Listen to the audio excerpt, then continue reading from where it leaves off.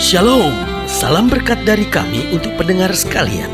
Saat ini pendengar akan diberkati dengan program Hari Ini Harinya Tuhan bagian yang ke-8.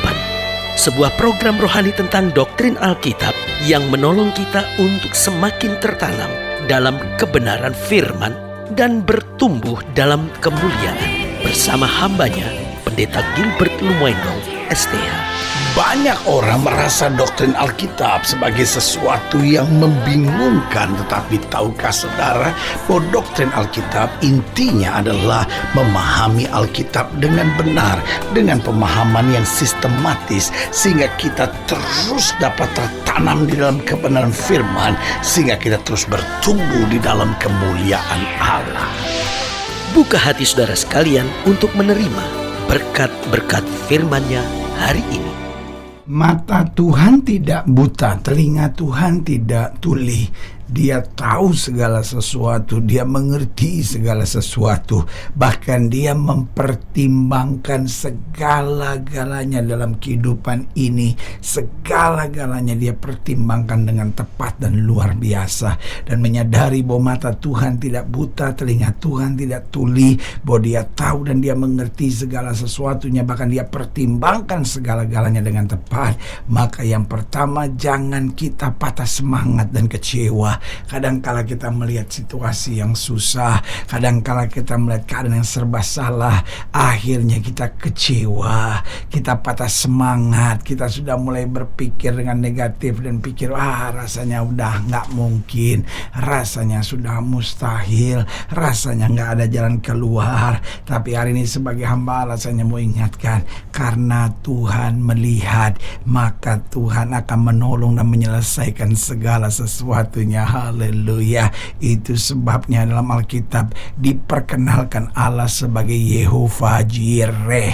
Kita biasanya kenalnya Yehovah Jireh, tetapi dalam bahasa Ibrani sebetulnya dua suku kata Yir. Yir itu berarti melihat, dan itu berarti peduli. Berarti Yir karena Tuhan melihat, Tuhan peduli, Tuhan mencukupkan segala sesuatunya. Itu sebabnya hari ini saya mau ingatkan buat setiap saudara sekalian, jangan patah semangat, jangan kecewa. Kalaupun doamu belum dijawab, kalaupun kau berdoa dan sepertinya belum ada jalan keluar, kalaupun rasanya engkau sudah melakukan firman dan kayaknya mujizat belum terjadi, tetap bersemangat, tetap beriman, tetap percaya, karena Allah yang berjanji adalah Allah yang tidak pernah gagal dalam menepati janji-janjinya. Jadi ingat, yang pertama, jangan patah semangat dan kecewa. Yang kedua, kalau kita tahu mata Tuhan tidak buta, telinga Tuhan tidak tuli, bahwa dia tahu, dia mengerti segala sesuatu.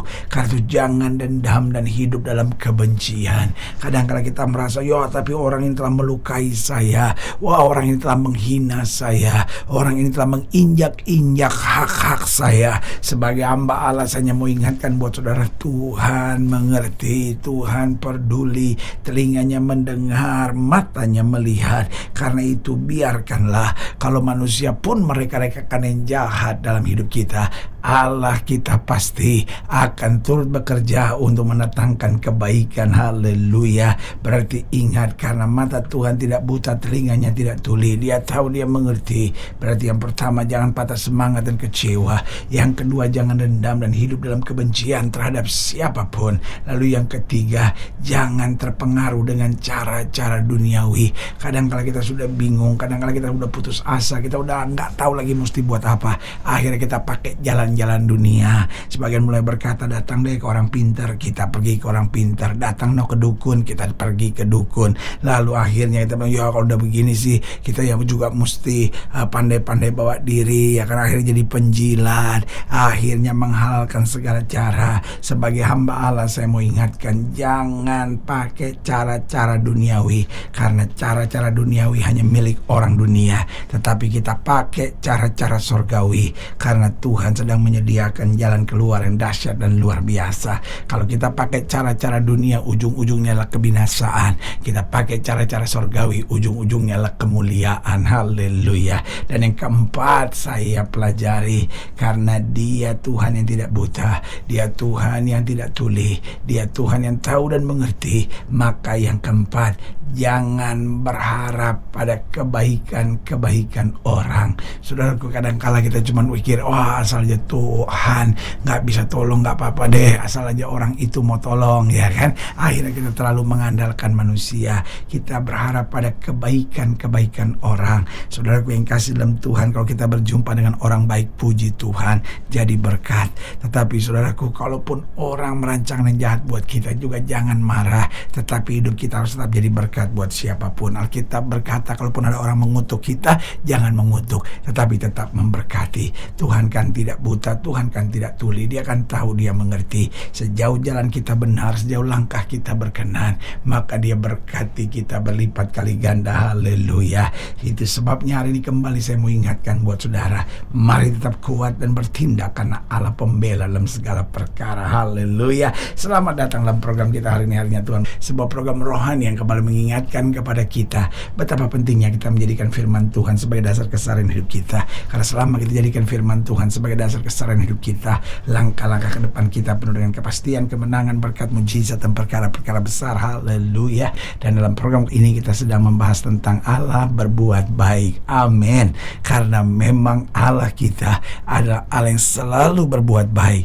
Tidak ada yang jahat pada Allah kita. Haleluya. Nah, saudara yang kasih dalam Tuhan, dalam pembahasan tentang Allah berbuat baik, kita mau sama-sama belajar dari Keluaran pasal yang pertama, Keluaran pasal yang pertama, ayat yang ke-12, Keluaran pasal 1, ayat yang ke-12 sampai ayat yang ke-22.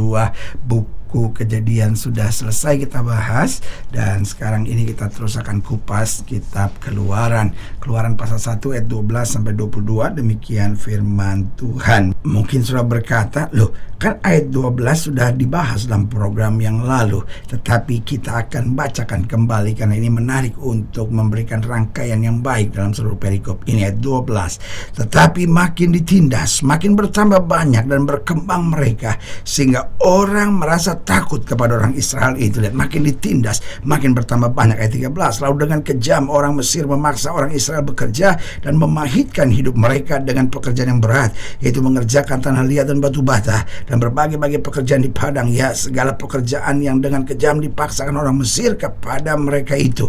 Ingat, rancangan dunia ini yaitu memahitkan hidup kita. Jangan sampai hidup kita pahit, karena kalau hidup kita pahit, maka jalan kita akan penuh dengan sumpah serapah dan kutuk. Tapi kalau hidup kita manis, maka hidup kita penuh dengan syukur dan pujian kepada Tuhan. Ayat 15, Raja Mesir juga memerintahkan kepada bidan-bidan yang menolong perempuan Ibrani, seorang bernama Sifra dan yang lain bernama Pua. Katanya, apabila kamu menolong perempuan Ibrani pada waktu bersalin, kamu harus memperhatikan waktu anak itu lahir. Jika anak laki-laki, kamu harus membunuhnya, tetapi jika anak perempuan, bolehlah ia hidup. Tetapi bidan-bidan itu takut akan Allah luar biasa dan tidak melakukan seperti yang dikatakan Raja Mesir kepada mereka dan membiarkan bayi-bayi itu hidup. Lalu Raja Mesir memanggil bidan-bidan itu dan bertanya kepada mereka, mengapakah kamu berbuat demikian, membiarkan hidup bayi-bayi itu? Jawab bidan-bidan itu kepada Firaun, sebab perempuan Ibrani tidak sama dengan perempuan Mesir, melainkan mereka kuat. Sebelum bidan datang, mereka telah bersalin. Maka Allah berbuat baik kepada bidan-bidan itu. Lihat, Tuhan tidak buta, Tuhan tidak tuli. Mereka lewati tekanan yang berat. Tapi ayat 20 bilang, maka Allah berbuat baik kepada bidan-bidan itu. Bertambah banyaklah bangsa itu dan sangat berlipat ganda. Dan karena bidan-bidan itu takut akan Allah, maka ia membuat mereka berumah tangga. Lalu Firaun memberi perintah kepada seluruh rakyatnya, lemparkanlah segala anak laki-laki yang lahir bagi orang Ibrani ke dalam sungai Nil, tetapi segala anak perempuan biarkan hidup. Saudara yang kasih dalam Tuhan, lihat di sini ada dua orang bidan, satu namanya Sifra, satu namanya Pua. Karena takut akan Allah, dia berani menentang titah raja. Luar biasa, saudaraku yang kasih dalam Tuhan. Roh yang sama yang ada pada Daniel menentang titah raja, karena raja memerintahkan sesuatu yang bertentangan dengan hukum Tuhan. Saudaraku yang kasih dalam Tuhan, tetapi akibatnya Allah membela mereka, Allah berbuat baik. Karena saudaraku yang kekasih dalam Tuhan, saya pelajari di sini ketika Allah berbuat baik dalam hidup kita, yang pertama, Dia pulihkan semua masa lalu kita.